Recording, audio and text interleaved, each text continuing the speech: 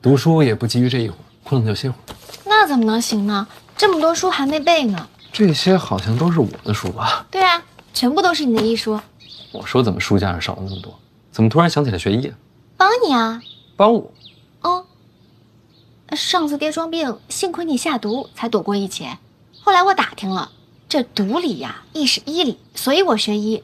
万一哪天需要装病你不在家，我可以来啊。学医很苦的。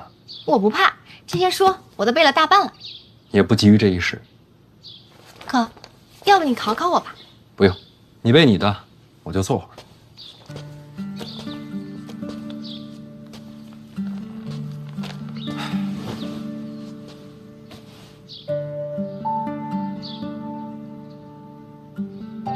哥，你没事吧？没事儿，我就是心里烦，到你这儿静一静。要不跟我说说？有什么可说的呀？不就朝堂那些破事儿吗？哥，要不你别当官了，那我干什么？做什么都行啊，天天游山玩水也挺好啊。没钱了怎么办？我养你啊！我现在学医了，我都打听了，行医可挣钱了。你养我？对，还有嫂子，你们俩我一起养。逗我开心呢？我认真的，我真的认真的。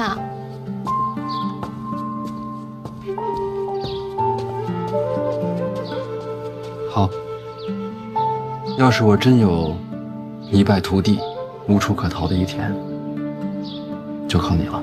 不会有这么一天的。若是真有了，我保护你。一言为定。谁变谁小狗？想学医，光靠背书可不行，在这儿等我，给你找个东西。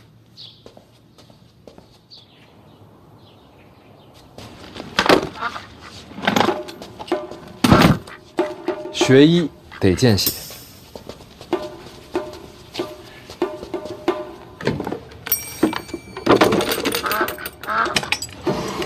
先开膛破肚，再伤口缝合。用这个？比以前强多了。当年老师教我的时候，我剖的都是尸体。活着剖，那也太疼了。格罗方，3处特制的迷药，保证无痛。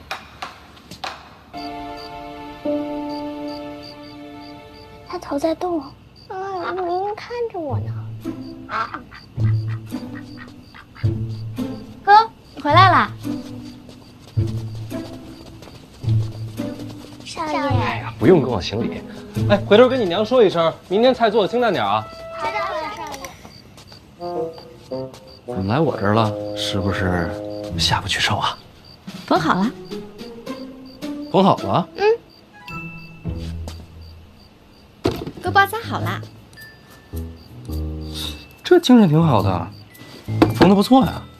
好歹也是看了这么多医书呢。哦，对了，哥，你那个哥罗芳效果真不错，全程都没醒。你就不害怕？还行吧。没想过万一失败了怎么办？烤了吃呗。有道理，不过你这心态啊，更适合当兽医。不会，跟人看病不会这么想。是吧？学医啊，不光是胆儿大，还得心细手稳。我该怎么做？哎，捏着，放平，抬高。你头发里藏了这么多针，这不显得发量多吗？有道理。别什么都有道理。稳住，不许让它掉下来。然后呢？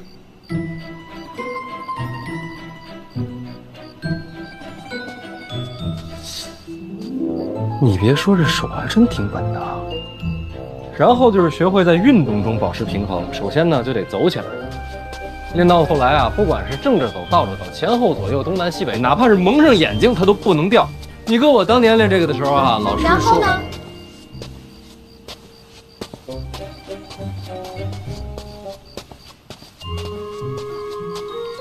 你是第一次练这个？对呀，手这么稳吗？是不是很有形意的天赋？算是吧。哥以前也练过，练过。也跟我一样可以挑着针走来走去。差不多吧。啊，那个若，这不用练了。我跟你说啊，这个啊，这只是第一步，一些皮毛、最微不足道的雕虫小技。学医呢，还是得多读医书，五脏六腑的位置啊，人体穴位啊，都得记牢。然后呢，就是找一个水果。水果？对，拿着水果，不停地割开再缝上，割开再缝上，不停地练习。不光练手稳，也练心细。我记着了。现在要练吗？不急于这一时，咱们今天先到这儿。那我先走啦。哦，哥，我差点要智商盆地了。啊？嫂子要找你。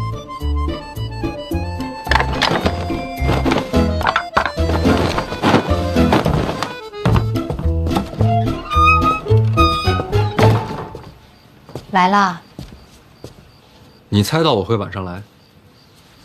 潘大人，你来我这儿，晚上比白天多。你这话说的，显得我不像好人啊。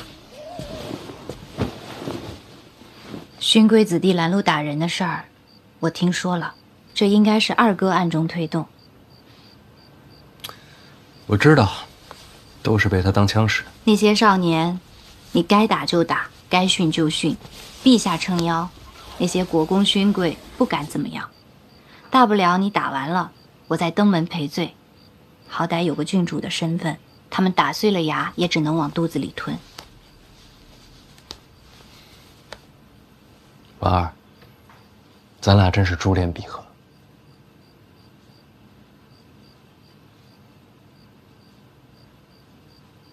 兰人事件瞧着凶险，其实对你没有什么影响。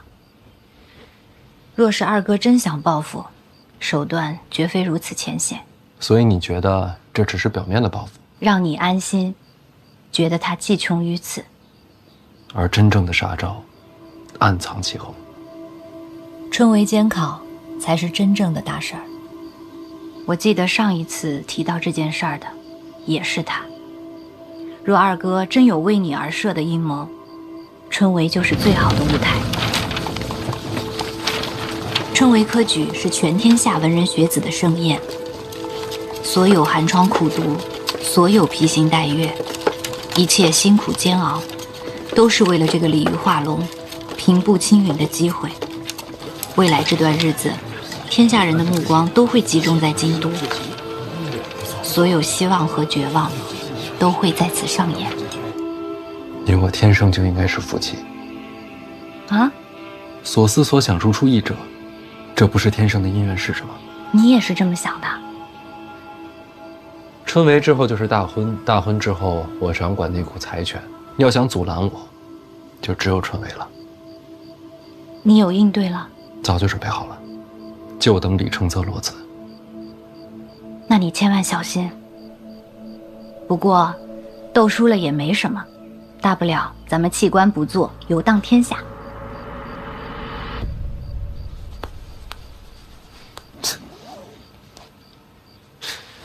反正有你就行。别动手动脚的，羞坏了。那话说回来，我这看了半天了，你绣了个什么呀？鸳鸯戏水。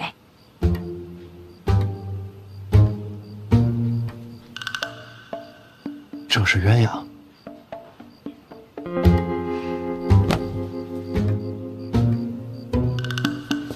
其实真的挺好的，挺好的。别找补了，确实是我的问题。以前学这个吧，就喜欢绣花草玩石，不喜欢绣活物。现在要学，确实太难了。那就不学了。来，喝水。这是要送你的，不绣鸳鸯说不过去。送我？成亲的规矩。怎么还有这种规矩？不成文的习惯，这不显得大家闺秀吗？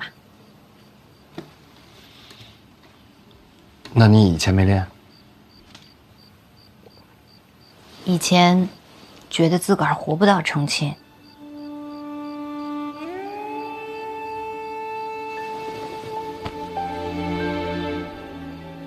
快了，春闱忙完，就该成亲了。到时候一定绣成鸳鸯。为什么小的时候不喜欢绣活物啊？帕子里的东西绣得再好，终究是死的，就好像被困在里面了。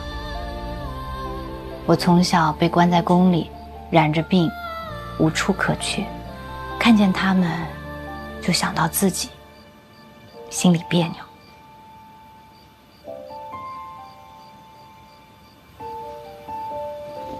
没事啦，现在有你啦。我在儋州长大，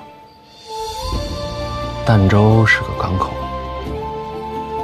每天都有很多的船来来往往。等到日落的时候，海上的飞鸟随风起落，放眼望去，全是生机勃勃。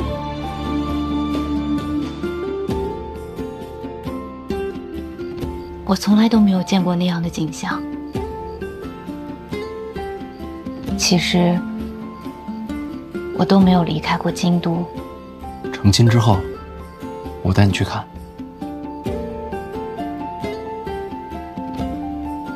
我一直有一个梦想，等到所有的麻烦都不再是麻烦的时候，我要带你看遍天下的美景。会有那么一天的。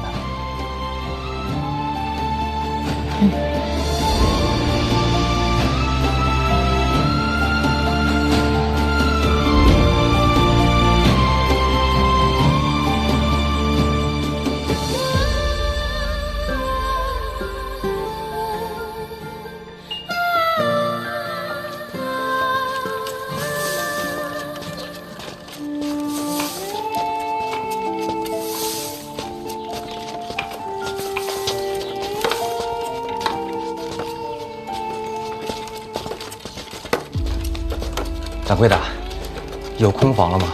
我昨天来时客满，小二说让我今天一早过来碰碰运气。您稍等。史公子啊，正是史产力。您运气可真好，刚有客人离开，正好空下一处，四人合住。哦，不瞒公子，春闱就在眼前，现在在京都城内想找个住处，那可真不容易。四人合住虽是喧闹些，但房钱可便宜多了。公子也是来参加春闱的吧？啊，那肯定是。既是考生，能否看下官府发的文书？不是针对公子，春闱将至，京都管得甚严，我们呀要仔细记下细节。回头啊，府衙要来查看。应该的，应该的。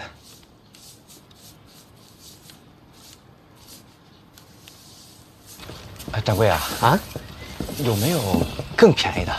还要便宜啊？不跟人住也行。不跟人，没有这种房间。那有没有，比如说，你给我钱的那种？啊，掌柜别误会，我是说我可以替您打扫院落，又或是端茶倒水，这工钱抵了这房钱。抱歉，石公子，小店人手够了。我先说说这个，当年乡试，他排在我后面很远，哪知道会试的时候啊，他就一举成名。石公子是不是有些拮据？不瞒掌柜，春闱啊，太费钱了。那倒是有一条门路。掌柜请讲。有一位大人主持本次春闱，石公子若是能找到他，或许能帮你一把。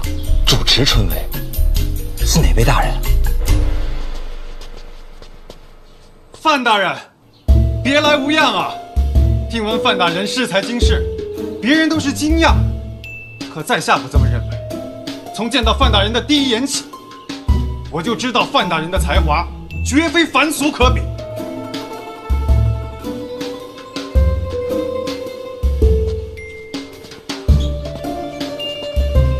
你谁呀？大人，我贺宗纬啊，咱们见过。贺宗纬，有点印象。京都府衙上，你还帮郭宝坤跟我打过官司，是不是你？大人，那都是国家逼迫我的。行了行了，别跪了，我只能假意迎合，其实我心中根本就不耻啊，大人。拉起来，拉起来。行了行了啊，咱起来说，来，谢谢王大人。那你说你是贺宗纬，但这看着跟以前不一样啊。这相由心生，如今摆脱了郭家，心性已高远，只是长得豁达了一些。照你这么说，全赖郭家，与你无关。与我无关啊，大人。我这一直想着记录郭家的恶行，就想着有朝一日报与大人，为国除奸呢。那怎么也没报啊？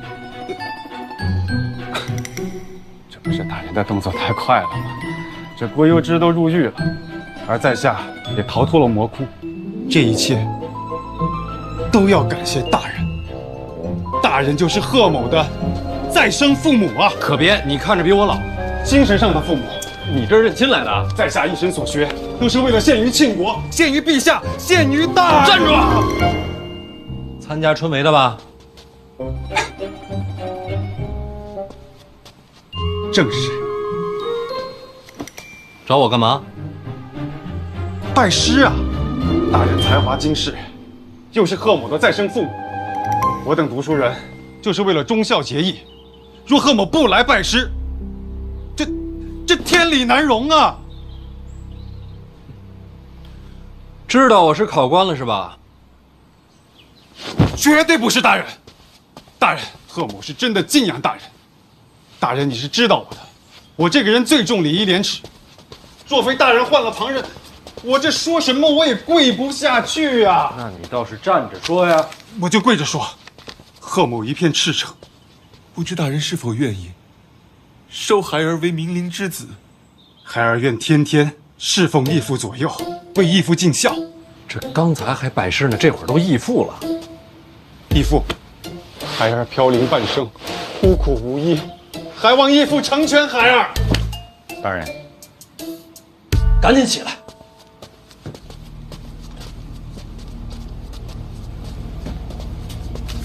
大人，医处刚送过来的密报，您还记得史家镇吗？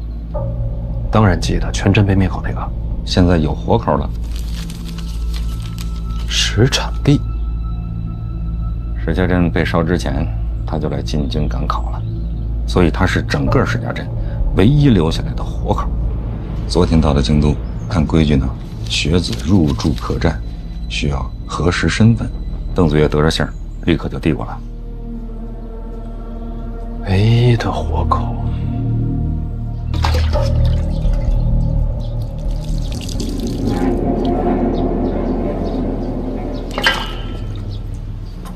史家镇唯一的活口，还来到了京都。人住在京都客栈。殿下，我去一趟。你去干嘛？杀个学子，探囊取物一番。杀学子干嘛？不灭口吗？我跟你说过了，史家镇那把火不是我放的。可是这终究是史家镇活口，范闲还盯着您当年跟北齐往来的事儿。那更不能杀了。你都知道了，监察院能不知道吗？就让他去查。其实我也想知道那把火到底是谁放的。人在哪儿？同福客栈，一处啊，已经悄悄地把那儿给围了，以防别人暗中动手。邓子越做事还是仔细。等会儿，什么客栈？同福客栈呢？掌柜的贵姓啊？同福客栈，姓童吧？男的还是女的？男的。大人要想要个女的，我也可以给您想办法弄。边儿去，我什么都不想要。你可以走了。义父，闭嘴！读书人该有风骨。孩儿我趋炎附势，蝇营狗苟。贺宗纬，今日我不打你出去，就已经算是心软了。读书人不能做狗，也不该做狗。孩儿是真的敬仰你。滚！哎，孩儿先行告退。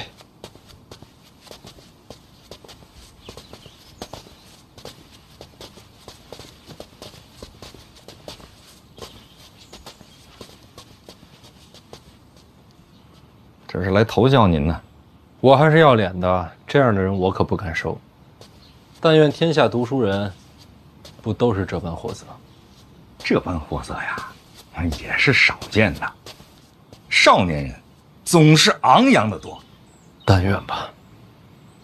老王，咱们一会儿去一趟同福客栈，啊，见一见那位唯一的活口。史家镇上上下下无数冤魂，能否沉冤得雪，就看他了。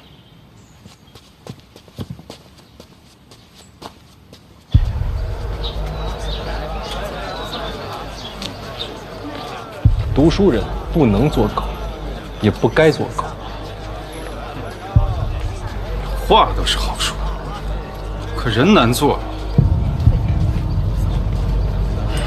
酸辣，好喝的酸辣。留步！改日再聚。改日再续。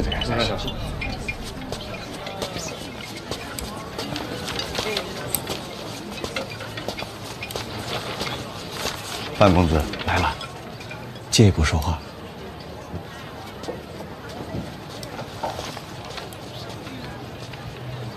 大人，石产明住上？正是，住的4人间，同屋还有3位考生，这是姓名。杨万里、程嘉林、侯继常，家事正在核查，很快就会有结果。还有大人，这是石产力入住客栈以来一言一行的详尽记录，请过目。这都查了？未雨绸缪嘛，万一大人用得上。还喝酒了？与3位考生相谈甚欢，喝了几杯，酒量倒是一般。这会儿人不在客栈？是，人正在考院。离考试还有那么多天，这会儿去考院做什么？在砌墙。砌墙？用点心啊！来，轻拿轻放。慢点，好嘞。后边行，别碰坏了啊！慢点啊！大人请看，这些都是参加今年春闱的考生。那边过来2个。他们这干嘛呢？帮礼部翻修考院。翻修考院？那不是工匠的活吗？怎么让学子干？是。礼部尚书郭征郭大人提议的，说是学子众多，家境不好，京都物价甚高，贫寒学子活得艰难。所以说这工钱与其让工匠赚，不如让学子赚。正是，自愿参加，既可以提前感受考院的堂皇气象，又可以挣些银两维持生计。那这么看来，这位尚书还蛮体恤民情的。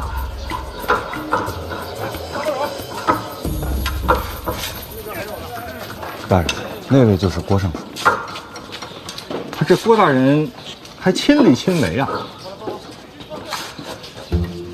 他怎么一动都不动呢？卡那儿了。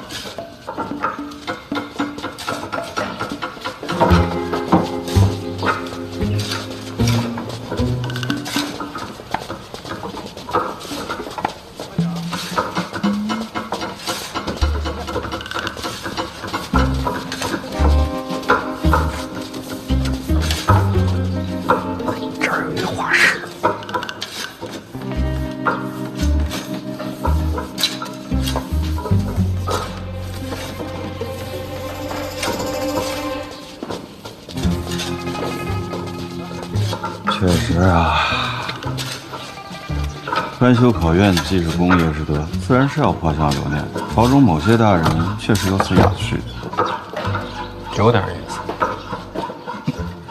那大人，咱回忆处咱也画一个。石产力呢？哦，那就是石产力。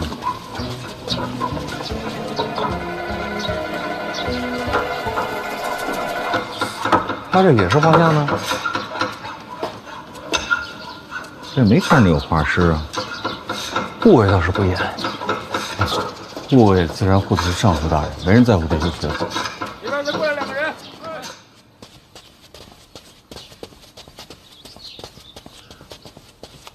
贺宗伟，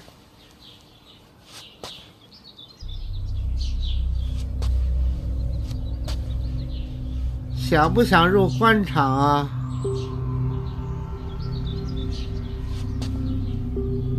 若能出人头地，你可愿以身犯险啊？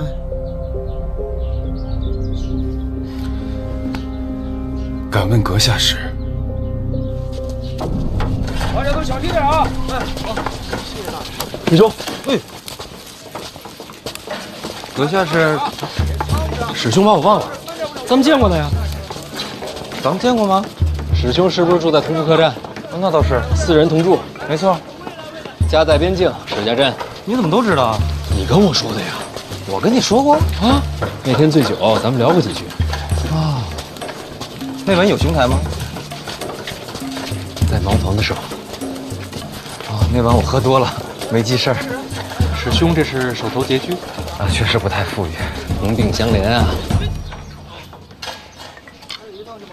侯继承，兄台是姓甚名？史兄啊。这位是史兄朋友啊，都住在同福客栈，之前见过一面。史兄，你不介绍一下？哦，这位是我同屋的侯兄，侯继承。侯兄好，在下姓范。范兄好，同住一家客栈便是缘分。我是不是打扰到二位谈兴了？哦，那倒没有。就是刚才看见史兄一直握着手里的青砖在那发呆，不知为何呀？我也看见了。史兄啊，我来之前是怎么跟你交代的？大老远就看着你坐在那儿盯着2块砖一动不动。郭尚书就在那儿看着，就算是累了，也要装出辛劳的模样才好啊。啊，我倒是不累，就是砖啊很奇怪。啊？砖怎么奇怪了？你看啊，这个是拆下来的旧砖，这一片是要换上的新砖。所以呢，新砖，旧砖，听出来吗？这旧砖听着像小铁。铁，这是上好的金砖，金砖的价格极为昂贵。而这要换上去的新砖，都是非常普通的砖块。哎，还有你们看，这拆下来的柱子，这可都是金丝楠的呀。你再看这要换上去的柱子，啊，这叫什么？这就是木头，太普通了，极为普通。所以我就不明白了，这礼部翻新考院，为何换上去的反而更差呢？史兄如何懂得这些？啊。我家乡都有行商，这些我都亲眼见过，绝看不走眼。师兄，此话切不可再讲。为何呀？考院翻修是由郭尚书亲自监理。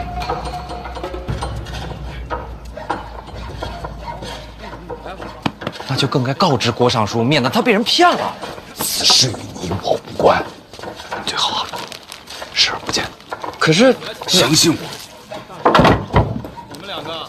哎，为何视而不见？以次充好，说没有贪官作祟。我等读书之人，明德之理，怎可视若无睹？小声些！别见怪了，他俩老这样。你堵得住我的嘴，你堵不住天下这妖巫。算我求你了，听我把话说完。大兄，喝水，多谢。我给你介绍一下，这位是泉州杨万里，在家乡颇有名望，乡试名列前茅。我等4人啊，杨兄才学最高。杨兄，幸会。幸会。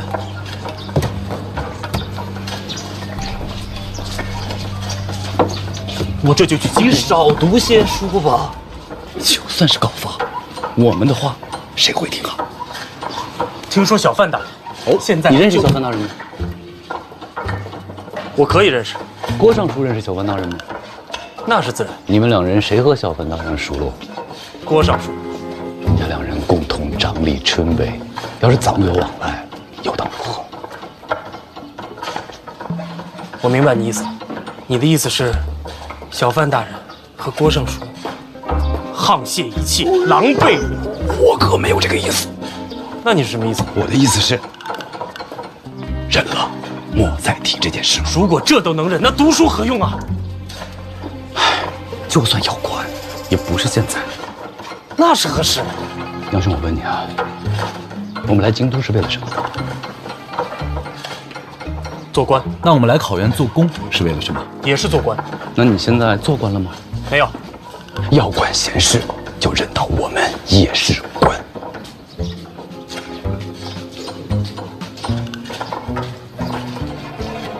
读书人何至于此？因为都是这般。告辞。哎，杨兄，杨兄，明明是个书生，跟个莽夫似的。哎，老兄，你刚才说这来这做工也是为了做官，何意啊？啊，没有，生活拮据，赚些吃饭钱罢了。除了钱财，侯兄在来之前还交代过我们这其中的关键。师兄，无妨。师兄都是学子，是懂得分享。侯兄说了，咱们来做工，不仅仅是赚钱，也是为了露脸。露脸？咱们这些来做工的学子都会在册上留下姓名。郭尚书本人就在现场，咱们最好能让郭尚书记住咱们的名字。记住名字？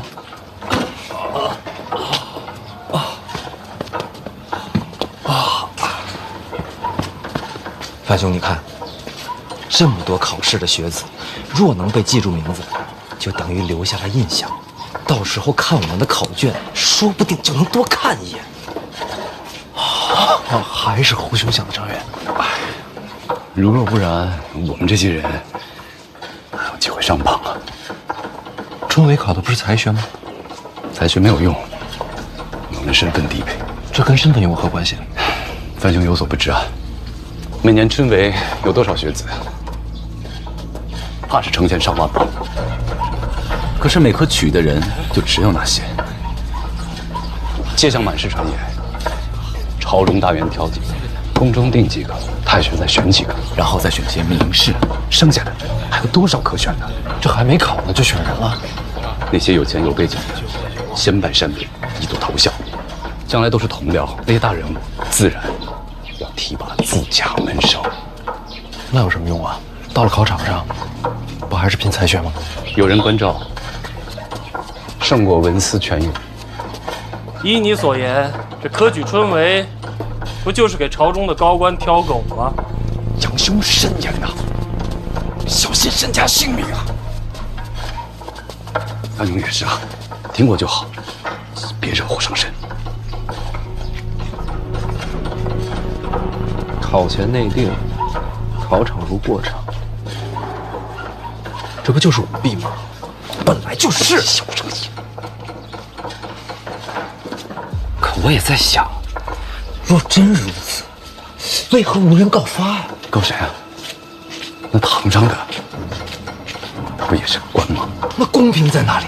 什么东西？公平啊！哪有这种东西？若没了公平，这春闱不就是场笑话？也许等我们金榜题名，就能改变这一切了吧？程嘉林呢？啊，问萧史料呢？我叮嘱过他了，不要乱说话。这想想啊，是真没意思。干活去了。师兄，谨言慎行。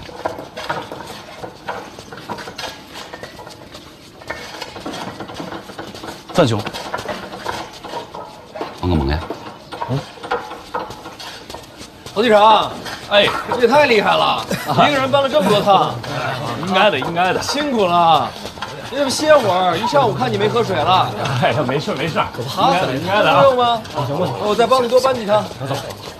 好了，哎，好了，好了，好了，要不要？不用了，够了。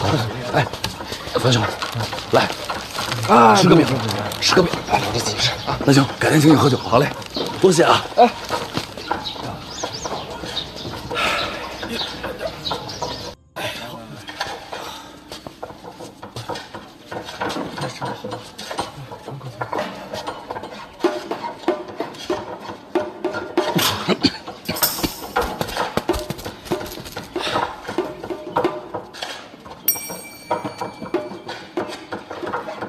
小范大人，郭尚书认得我。朝堂之上见过小范大人的英姿。那个，这次春闱，郭尚书才是主官，可别喊我大人。小范大人前途无量，他日必将一飞冲天。小范大人怎么来考院了？路过，也想见见郭尚书。郭某也早想结识小范大人。快走！哎，不必辛苦。郭尚书，我就问你一句，请讲。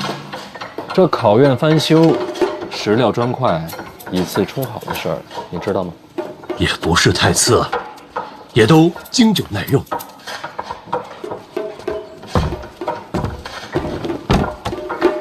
这么说，郭尚书都知情？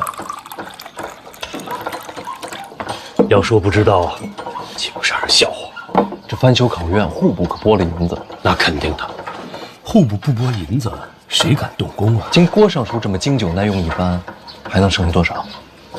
应该还有些结余。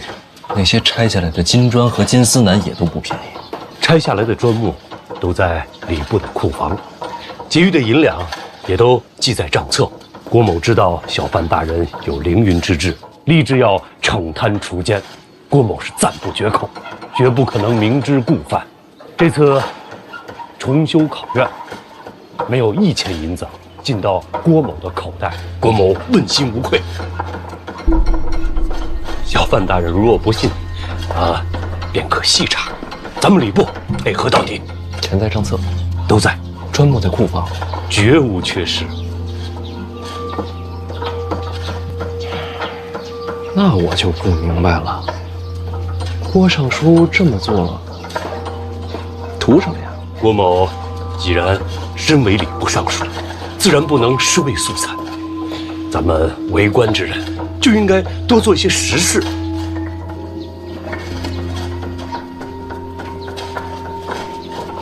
懂了，这翻修就是实事儿，实事儿就是政绩。政绩，这词儿用的巧妙啊，以前都没听说过。政绩，还给自己画了画。哦，证明郭某做过此事，以后也好有个纪念。那省下的那些银子呢？礼部人也不少，拖家带口的都不容易。逢年过节买些酒，买些肉也是应该的。您说呢？库房里的砖木呢？咱们为官清正，各家府里多多少少都有些破败，也要整修整修。用库房的砖木，绝都合规矩的，绝不违律法，都在规矩内。那肯定都在。郭尚书为官多年，对这朝堂的规矩吃的是真透。为官清正，但也得活命不是？就不怕这些学子知道了？他们知道有什么用？万一将来谁金榜题名了，参你一本，也是个麻烦。小范大人，刚才都说了，全都合乎规矩。再说了，外面这些人也不可能登榜吧？什么意思？这次出梅啊，在这个名册上的，都将会沦为废稿。为何？这些学子心思狡诈，他们为什么来这里做工？无非不就是想在我面前留下点印象？这种投机取巧的学子，岂能录用啊？只是想想也不行。读书人最重要的就是品性高洁。正像郭某，绝不能容忍这些蝇营狗苟。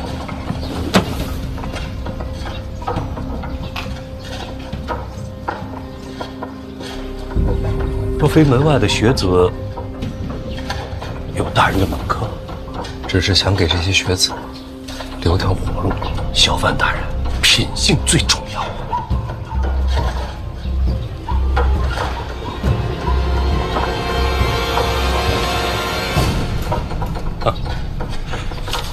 就像我无条件的相信小范大人的品性。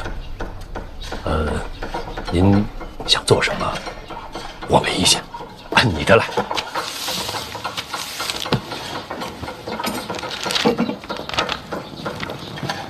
侯继常啊，你可真能干呀！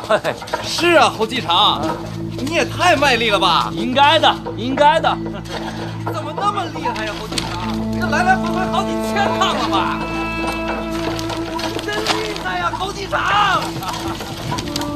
侯继常，来欢迎下来！侯继常，侯继常。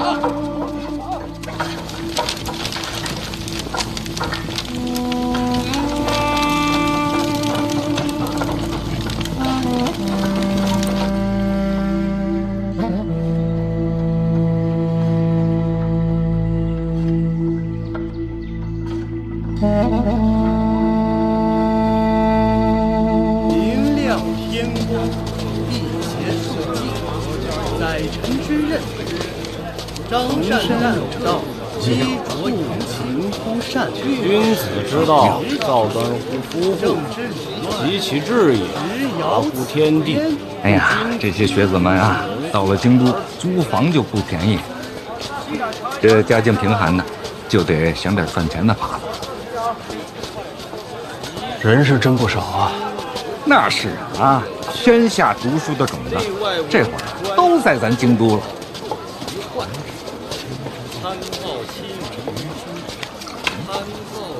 这菜真新鲜啊！快来看。还有这岁数来考的，这肯定是考了好几回的。每一次都抱着希望来。大浪淘沙嘛，总有那不能如愿的。对于他们来说，春闱是什么？那是国之恩典呀。还有呢？这就是大人所说的改变他们命运的机会。是啊，多年寒窗埋头苦读，为的就是这么一次机会，一个本来应该公平的机会。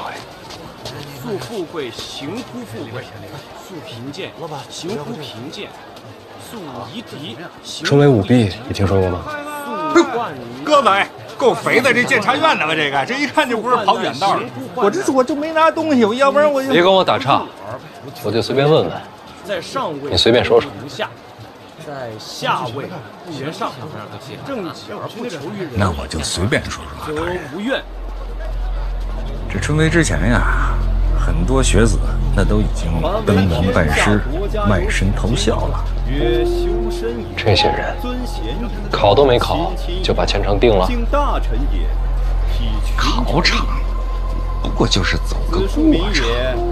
来百公里，柔远人也，怀诸侯也。修身则道立，贤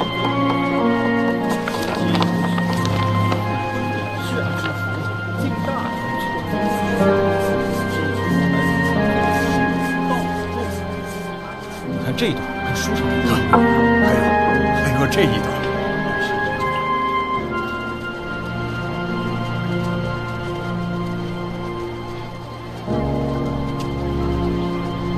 那他们呢？他们，哎呀，没这个命。这些事儿，监察院不知道吗？多少也知道些。不是监察百官吗？这都不查。能收门生的，那都是真正的大人，不好查。有些那根本就不敢查。这多少年不成文的规矩了，大家也都习惯了。可对于他们来说，一生就这么一次机会。也有些名额是留给考场的。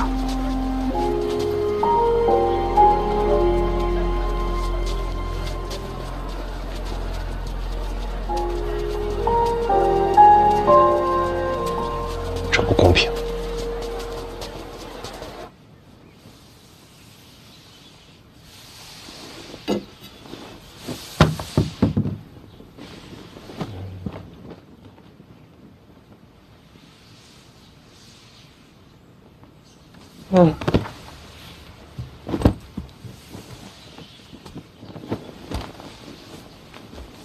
那叫什么客栈来着？同福。范闲去了？去过了，人没在，又去了考院，找那个什么史产力，见过了，不过好像没怎么聊。咱们的人远远看着，说史产力神情不见悲痛，这史家镇全灭的消息，他应该还不知道。什么都没告诉他，那去干什么呀？是啊，白跑一趟。也不知道这范闲到底在想什么。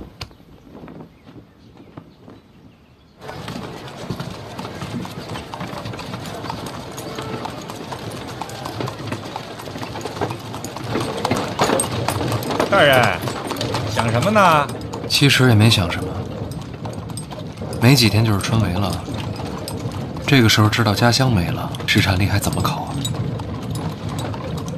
等等吧。一处也守着呢，等他安心考完，再看看该怎么办。大人，真的是不一样啊！又哪儿不一样了？这要换做其他大人呐，谁会在乎这些？总得把人当人吧。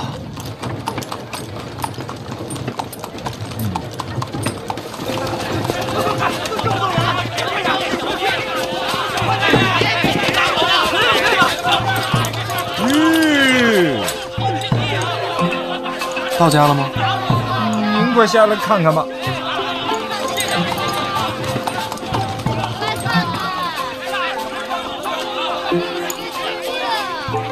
就是敬仰小范大人啊，一点小意思啊，收下收下啊。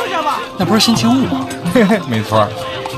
好几位看着都眼熟，朝堂上见过，这会儿都穿着便服了。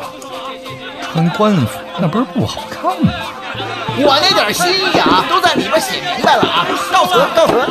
小范大人不收礼，不收礼，真的没有，没人拿回去吧。哎，让，真受不了，真受不了！别过来。都是下人的。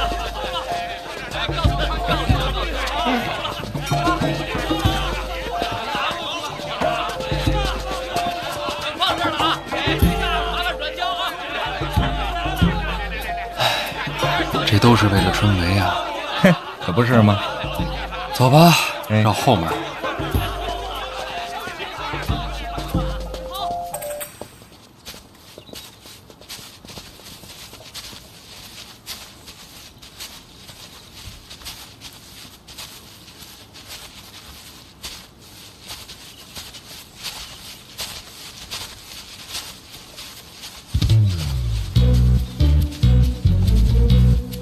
殿下，这不对呀，这范府怎么一个人都没有？谁让咱们是从后面进来的？那也不能人尽全无啊！没人说明什么呀？说明范府遭遇变故，说明我们没来过。这范闲的样子在哪儿啊？要不搜一搜？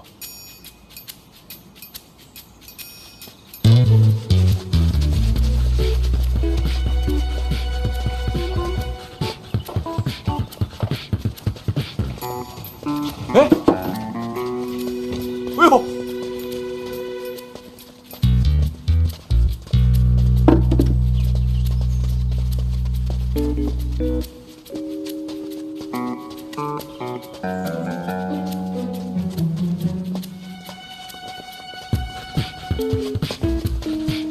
放这儿吧。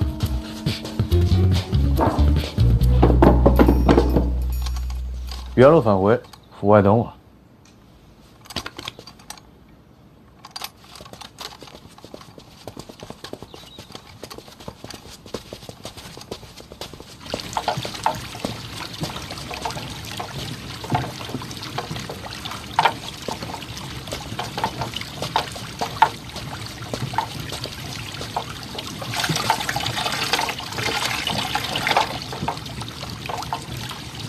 嘿嘿，哎呦，这转起来了。老爷，嗯，太子登门，你怎么把下人都给撤了？后门来的。前门后门来的不都是太子吗？你把人撤了也就算了，你也不去见一见？不是找我的，不方便见。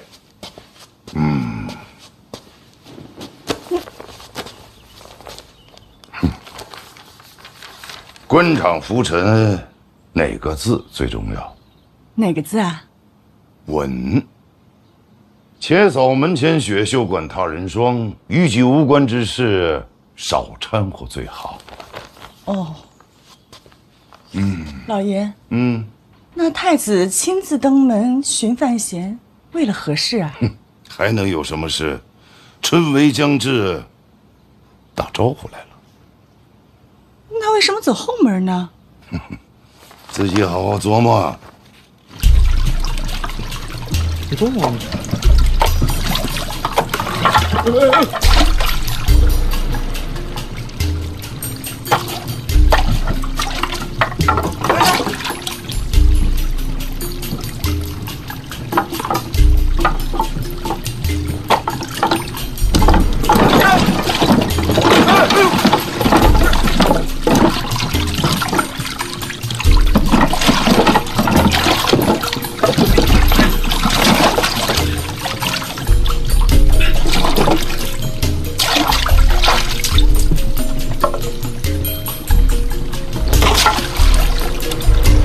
太子这是专程拆家来了。大兄，对不住啊，刚才这东西他不转了，我寻思帮他一下，结果可能帮猛了。那什么，不行，我多少钱我赔给你吧。说笑了，殿下还是先上岸吧。好。太子什么事儿亲自登门啊？你想听真话还是假话呀？我都可以。我是来劝架的。我跟谁打了？你跟二哥斗成那样了，禁足半年，作为亲兄弟，我心里能舒服吗？不得来劝解一二啊！这是假话。还能再假吗？那真话呢？真话呀！哎，来了！有人喊他吗？心诚则灵。真话。你让二哥不痛快，我心里很是痛快，所以啊，亲自跑来给你送礼来了。殿下这是真不拿我当外人。你跟二哥作对，咱肯定就不是外人。不过我不知道你喜欢什么啊？金银首饰、名贵药材，我就都备了一些。多谢太子，我都喜欢。洒脱。哎呀，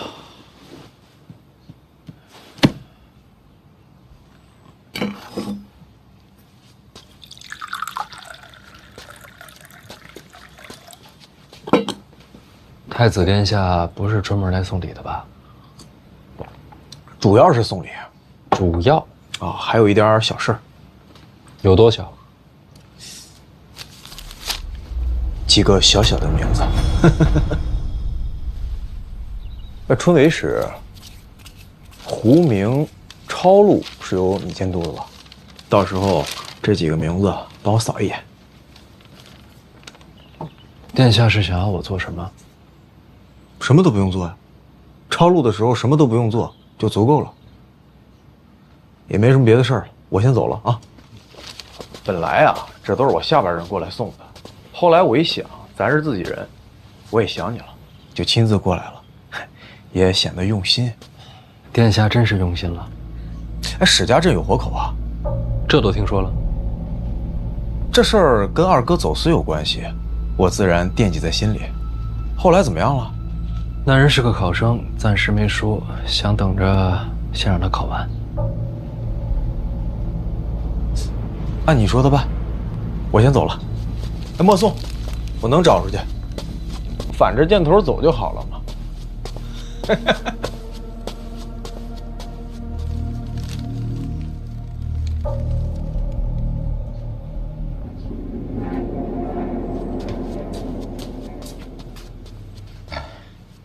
大人，林相府遣人捎信儿，请您挪步登门。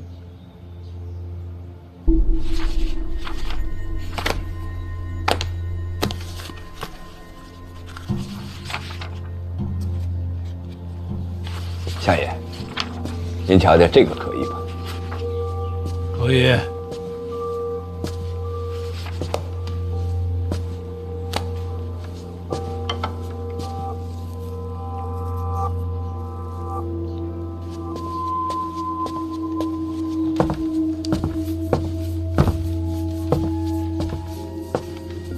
师伯，不必拘礼。来，你帮我看看。啊，哎呀，这最近胡子白的有点多啊。是有些。啊。哎，要不你帮我拔几根？我拔。啊，自己不好动手的，疼啊。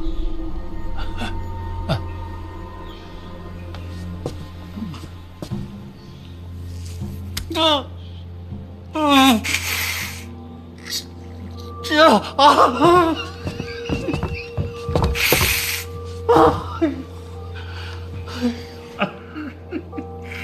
来，再拔，拔！啊！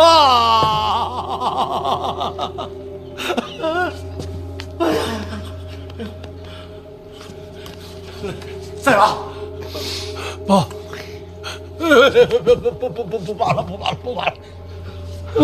师伯，也不至于这么疼。哎呦，我是吃不了苦的，我更怕疼啊！怕疼剪了不就完了吗？剪了还长，拔了治本啊！哎，今天就拔到这儿吧。啊，相爷，此人身世清白。可以。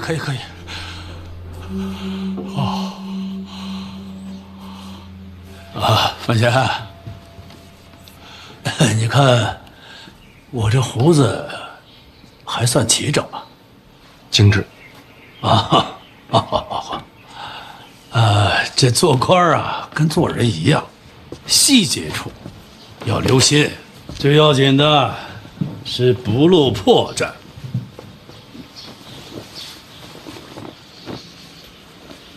师伯，这是要干什么？大宝爱吃红果，给他挑点好的。大宝吃起来嘴急，我怕里边的核啊硌着他。小范大人，下人做这个，相爷啊总是信不过呀。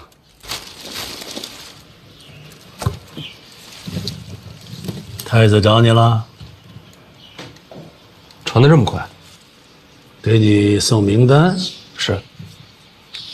他说胡明抄录的时候，我什么都不用做。确实不用你做，有别人动手，你只当没看见。没看见什么？还能做什么？能选定的人，金榜题名。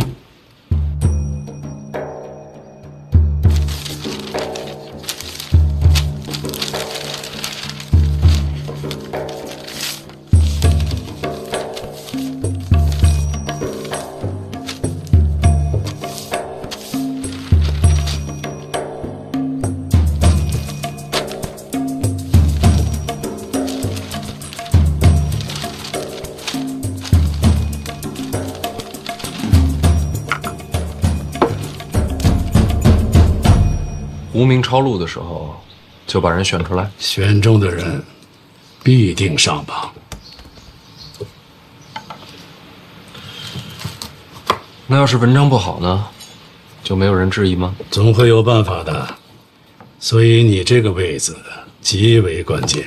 你可知道，各部百官、皇亲国戚，有多少名单要送到你手上？知道啊。这些天啊，都是来送礼的，没一个留名字，每个礼盒后面都带着纸条。那些都不入流，有分量的都在这儿呢。怎么在您这儿？我拦下了，让袁先生帮你筛选了一道。名字精简了不少，你记住这些就够了。